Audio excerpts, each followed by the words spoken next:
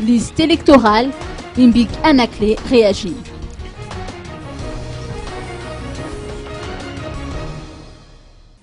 Le dernier mot revient à la Sénite en ce qui concerne la liste électorale, a indiqué hier Imbik Anakle, ancien ministre de la Justice et actuel conseiller du Premier ministre Jean-Omer Berzik.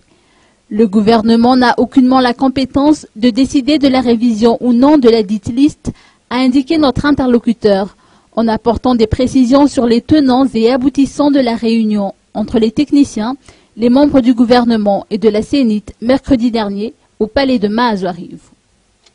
Concernant le déroulement du dernier scrutin, il a été relevé notamment qu'il y avait donc, selon les rapports venant donc de différentes structures de l'État, des membres de l'État, qu'il y avait donc beaucoup d'électeurs qui n'ont pas été inscrits dans la liste électorale.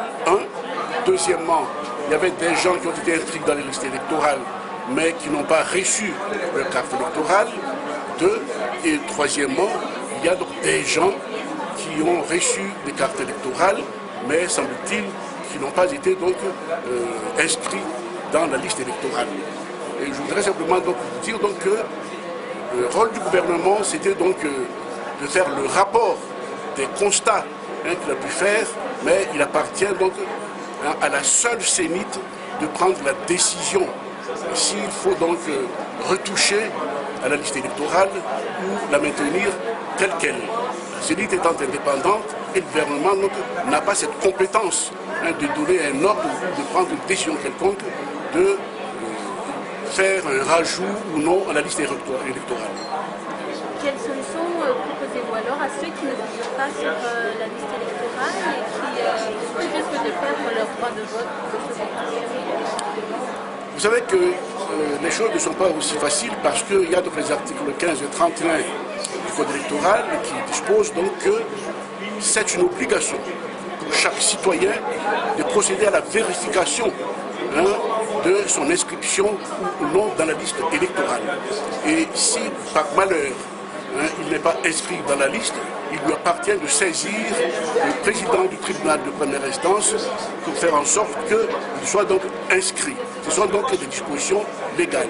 Évidemment, vous allez dire donc combien des malgaches sont en mesure de savoir, de connaître donc ces dispositions légales et combien donc pourront donc effectivement donc faire la démarche pour saisir donc la justice afin de se faire inscrire dans la liste électorale. D'abord, c'est une question donc d'éducation citoyenne, mais telle est donc les dispositions légales. Et puis les choses ne sont pas aussi faciles. Vous savez que ne pas toucher à la liste électorale, c'est donc méconnaître les droits des citoyens de désigner les dirigeants donc, qui le désirent. Toucher à la liste électorale donc, entre les deux tours, on risque également d'encourir les critiques suivant lesquelles est-ce qu'il n'y aura pas donc une volonté de manipulation en faveur de tel ou de tel candidat. C'est vrai que les choses ne sont pas aussi faciles.